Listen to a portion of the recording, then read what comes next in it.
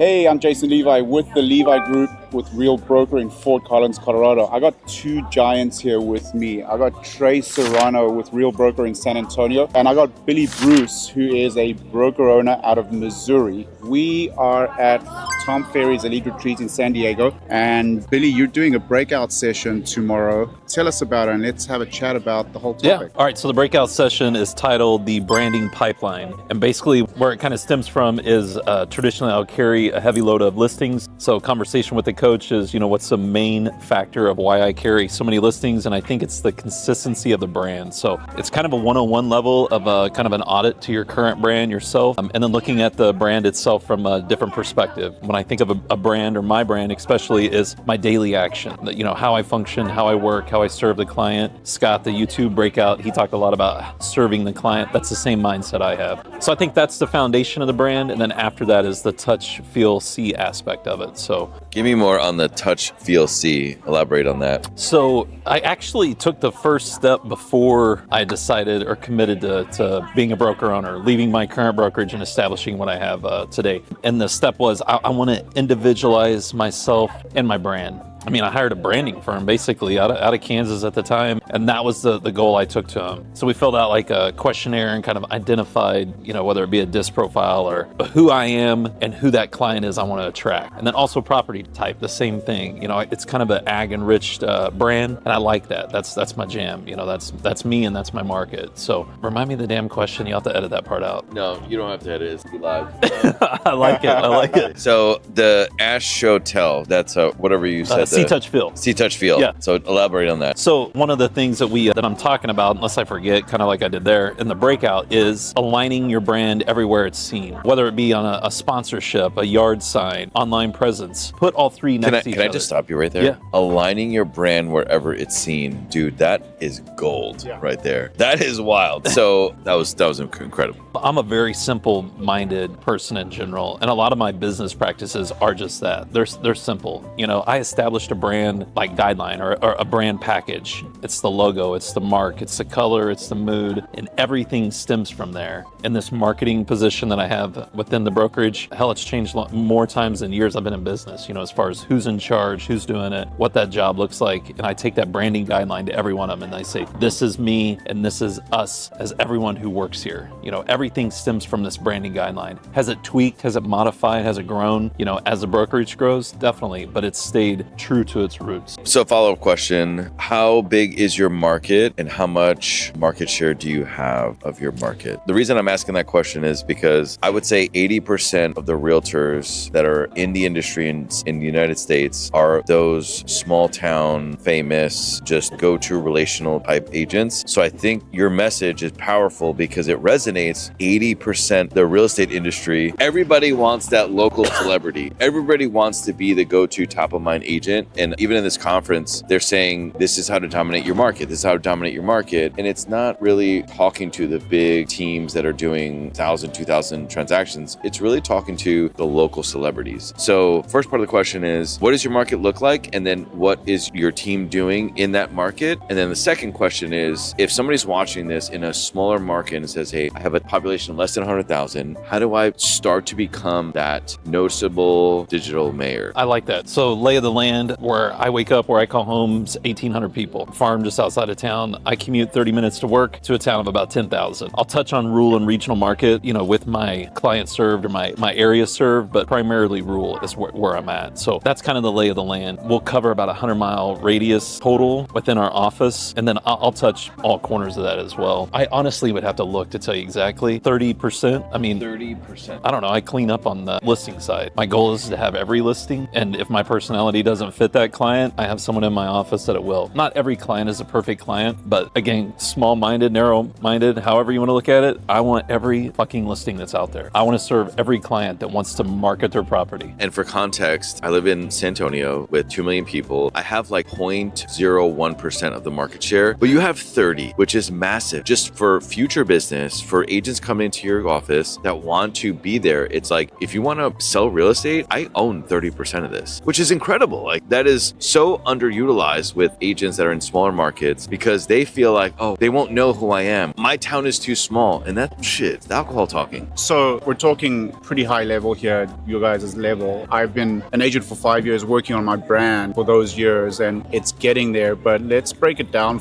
in layman terms, for an agent who's like in their first year, second year. I feel like a lot of agents rely too much on their brokerage brand. You've got the freedom because you've got your own brokerage. And unless you're in a profit share model of a brokerage, I feel like a lot of the agents just rely too much on the brokerage brand and don't put enough in putting their own brand forward and growing it. What do you guys think about that? No, I think my question to you, Billy, is being that you've created basically a brand that agents would have to align in order to get market share. That is like the way to be bulletproof in your market. So how would you tell an agent who's in a smaller market to start to build this kind of brand? I think the foundation, or what's worked for me, the foundation of my brokerage it's the way I was raised. I mean, I'm going to outwork any of my competitors. And I have a lot of great competitors in my market. I mean, we just closed a deal today with, a brokerage that I think the world of, but I'm going to outwork all of them. So a kick-ass work ethic for those coming in, and establish a reputation that your work ethic confirms. Like, I want my name's brought up, like, he's going to go to bat for you. He's going to work. So establish your reputation. All of it stems from the brand. Like, let's look at marketing materials that carries your brand. You're marketing a property. True? Yes. What else are you marketing? Yourself, your reputation, the confidence that you're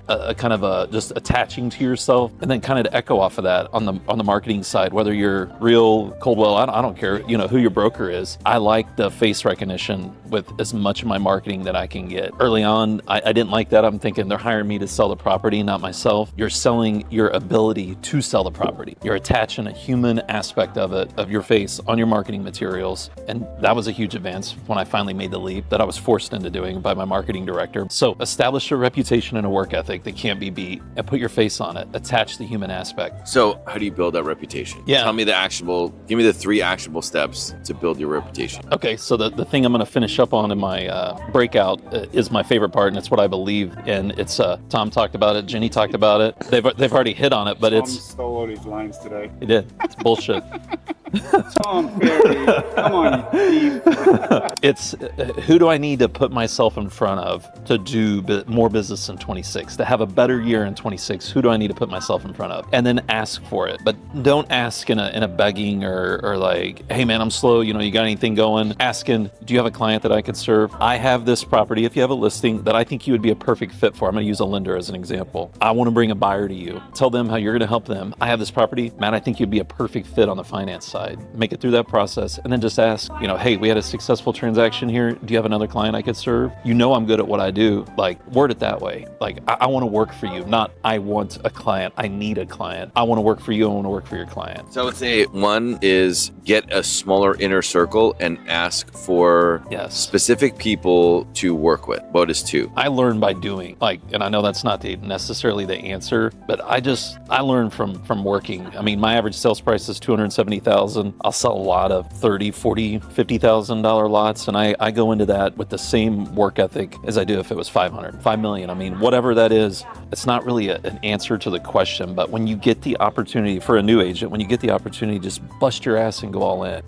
That's it, dude. Yeah, that's the second step. All right, bust your ass and go all in, no matter what. If it's a $30,000 lot or a $5 million home. And not to steal your thunder, at breakfast this morning, I'm sitting with an older gentleman and then my roommate Jay. Shout out to you, Jay Marks in Dallas Real Estate. But the guy sold the Playboy Mansion, and then he was like, that wasn't even like the most expensive house I sold. He sold it for $125 million, the Playboy Mansion, and he was sitting with me at breakfast. So you know what I did? I just shut the fuck up and I listened. Sponged it, man. That's it. Yeah. And I clammed up, and I'm probably doing what people are watching right now, is I just listen, because that is such an incredible milestone. But then he told me what Tom Ferry told him right after he sold the mansion. What are you gonna do next? How are you gonna one up this? And that is an incredible source. It's just an incredible piece of advice to say, like, hey, nobody gives a shit what you did yesterday. They care about what you're doing today. today. So it kind of resonates when you said that you got to work your ass off for that $30,000 lot, and then whatever fancy home. Yeah, that's the second point. I want to hear your third. Third, to be a local mayor. So we have work, we have put yourself in the places that advance you. Number three, I'm going to say personal development. For me to sign up for coaching, I mean, I'm going to give a Tom Ferry plug here, but I make the decision to leave my broker. I had a great broker. I tell myself, me and my wife are going on a vacation. So it all happens at the same time. If I'm doing this, I'm going to be number one. I'm going to be the best. And I didn't have a lot of that mindset before necessarily, but I was like, if I'm doing it, I'm going all in and I'm going to be at number one. And she's like, all right, how are you going to get there? I'm like, I don't know. What tools and resources do you have? I don't know. Well, let's look it up. That's how I come across the ferry network, you know? So right there in the airport, waiting to board, signed up for it. Like, let's do it. Coming to these events, you know, just like interacting with you guys, like it elevates, I mean, your confidence, your ability, your knowledge. It's a game changer. I mean, it really is. I think I could I bring my office to Summit and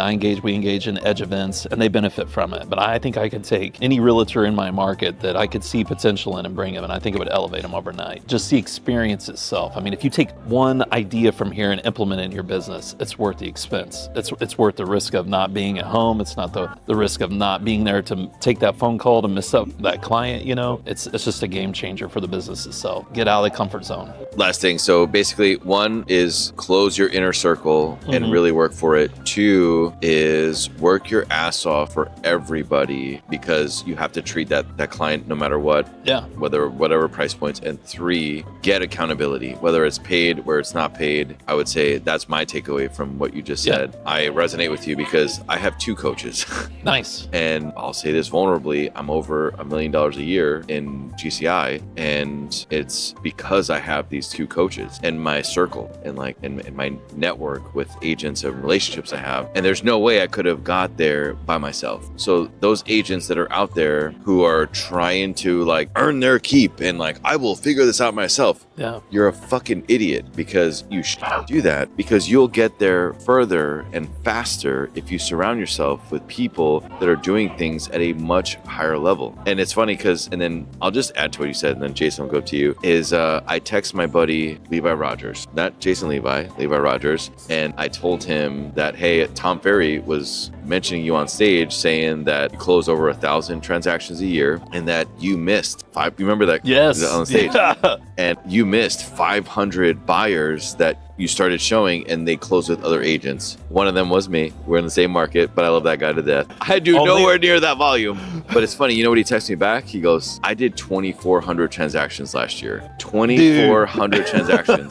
And he goes, I'm going to text Tom. I'm going to show you the text. And I was like, don't call me a snitch. That's all I said. All right, so Trey, putting you on the spot. So we've known each other for about a year now. Tell us about your brand, because you're with Real. You have your own team, you have your own team branding, but I feel like you're the brand, not the name of the team. You're a video genius. Your creativity on your hooks is, I've never seen anything like it, and it really pisses me off. I'm like, how did he think of that? And so tell us about how you move your brand, going between the actual brand of the team and the brand of Trey Serrano. So 3 things. I'll keep this very short because I don't like talking about myself, but I really don't. I had 2, you got 2.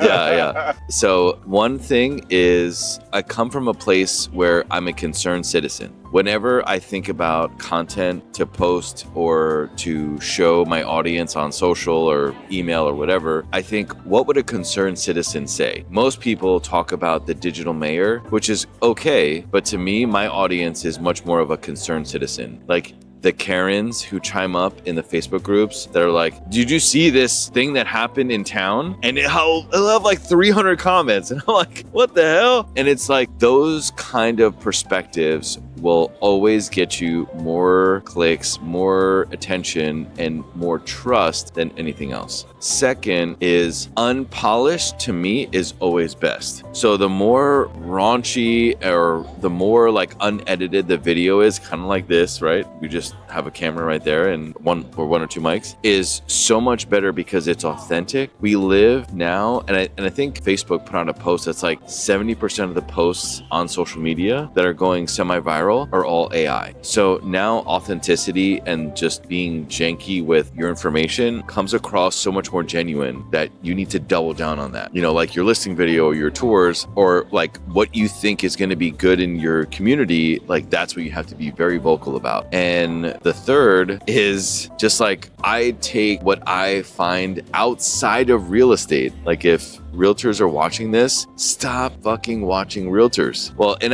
let me bifurcate this. So like when I had an agent come to my office and she's like, you know, I haven't posted on social media because I'll watch what Jason does and I'll watch what Trey does or Billy does, and I feel paralyzed because they're so much better than me that I just feel like if I post something, then it'll just go as noise or it won't get any views. And then what I told her is, hey, if we go to Starbucks right now, like that's literally next door to my office, and we pick up everybody's phones and creepishly go to their explore page on Instagram, none of it will be the same. It'll be like hot chicks, it'll be soccer, it'll be puppies, it'll be, I don't know, like wealth tips, it'll be, you know, how to make cookies, like, I don't know. Prosecco drinkers. Prosecco drinkers like myself. You know, it'll be such randomness, but because we're agents and we like to follow successful agents, we get kind of trapped in this circle of I'm not as good as blank. And then we don't post, and then we are afraid to explore different things, and that's what stops us from growing. But you got to remember, if you go to the grocery store and you pick up everybody's phone, everybody's going to be different. So don't get trapped into that. I want to echo on that. Like, I think one thing by being authentic and by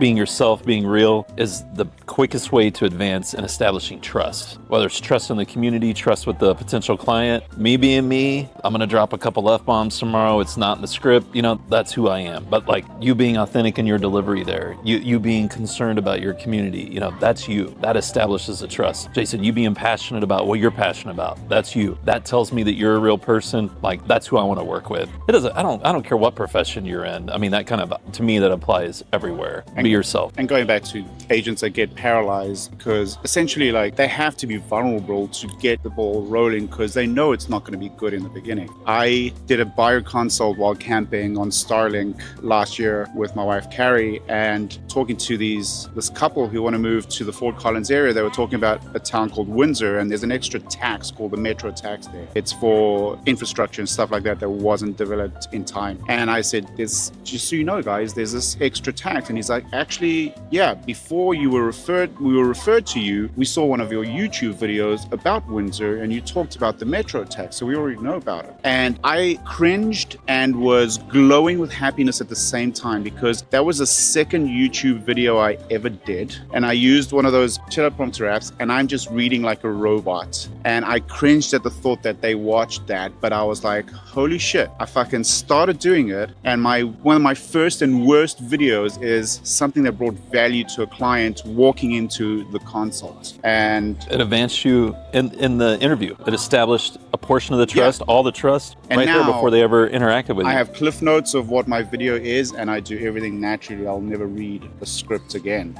You read scripts all the time. It's clear. I'm going to read one tomorrow and murder it. You know, so another thing about just preparation is, in AI, you know, agents watching this, they're like, I'm sure you're drowning in all the AI stuff you can do. But before I came to this conference at the airport, I got stopped. I don't know if I told you this last night, but I got stopped at the airport and I have my AirPods on. It's like 5 a.m. Like, I don't care about talking to people. I just like trying to drown out the noise. And some like 25-year-old kid like gets in front of me and like waves, like, get your earpods off. I have something to say. And I'm like, oh shit. So then I take my AirPods off and he's like, you know, I doom scroll on your YouTube. I was like, I mean, obviously I asked him his age after, and I'm like, oh, that's awesome. I appreciate it. I'm just being super grateful. And then I'm like, I'm just curious, like, what part of my YouTube? Is it the long form? Is it he's like, oh, it's your YouTube shorts. And he's like, I will doom scroll for hours just like on what's coming to San Antonio. Like, I want to know the changes because I run a business. And so I'm like thinking to myself, I would say about 80% of my YouTube shorts